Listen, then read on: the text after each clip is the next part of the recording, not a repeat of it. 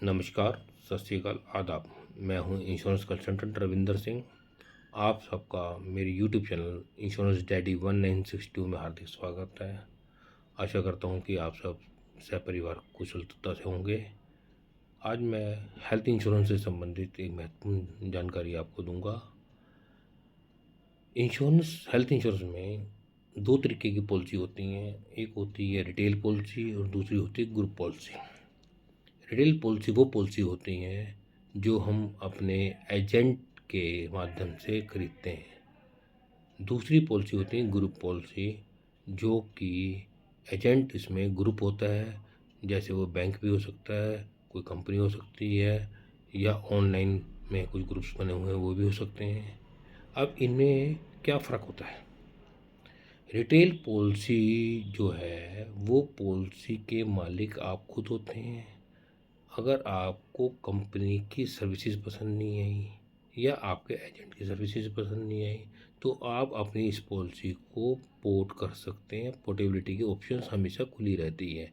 ये आईआरडी की गाइडलाइन है। दूसरी पॉलिसी जो ग्रुप पॉलिसी होती है, इसमें आपके अधिकार में कुछ नहीं होता है। जो आपका एजेंट ग्रुप होता है या तो उसके पास कुछ पावर्स होती हैं और या इंश्योरेंस कंपनी के पास। इन पॉलिसियों को, जो ग्रुप पॉलिसी होती है, इनको हम पोर्ट नहीं कर सकते हैं। अब क्या होता है, कई बार जो पीछे कुछ सालों में हुआ है, कुछ ग्रुप पॉलिसीज़ बंद हो गई। वो या तो इंश्योरेंस कंपनी ने बंद कर दी या एजेंट ने, ग्रुप एजेंट ने बंद कर दी, या वो एजेंट कंपनी बंद हो गई या बैंक बंद हो गया। तो उस वजह से जो पॉलिसी होल्डर जिन्होंने कई कई सालों से पॉलिसी चला रखी थी, उनको समस्या का सामना करना पड़ा। उनके पास पोर्टेबिलिटी की ऑप्शन नहीं थी। केवल एक ही ऑप्शन थी कि वो इंश्योरेंस कंपनी अपने इंटरनल प्रोडक्ट में उनको माइग्रेशन दे देती है। अब समस्या क्या आती है कि कई बार प्रीमियम बहुत ज़्यादा होता है उनकी रिटेल पॉलिसी में, तो आपके पास ऑप्शन नहीं है। आपको अगर कंटिन्यूटी को बरकरार रखना है तो आपको उसी इंश्योरेंस कंपनी में ही अपनी पॉलिसी को रिन्यू कराना है।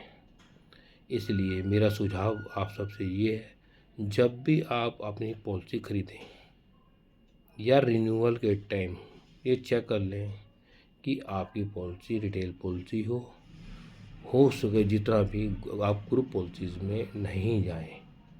अगर आप उस ग्रुप पॉलिसी में चले गए तो कोशिश करिए कि उस ग्रुप पॉलिसी में से अपने आप को बाहर निकालने की, क्योंकि भविष्य में जब भी वो ग्रुप टूट जाएगा आप जीरो इंश्योरेंस पर रह जाएंगे। और भगवान ना करे कोई हेल्थ का ऐसा इशू आया जो क्रिटिकल डिसीज की कैटेगरी में आ जाए तो हमें दूसरी कंपनी पॉलिसी देने से साफ मना कर सकती है। इसलिए हमेशा रिटेल पॉलिसी की तरफ ही जाएं। ये मेरा आपसे सुझाव है। धन्यवाद।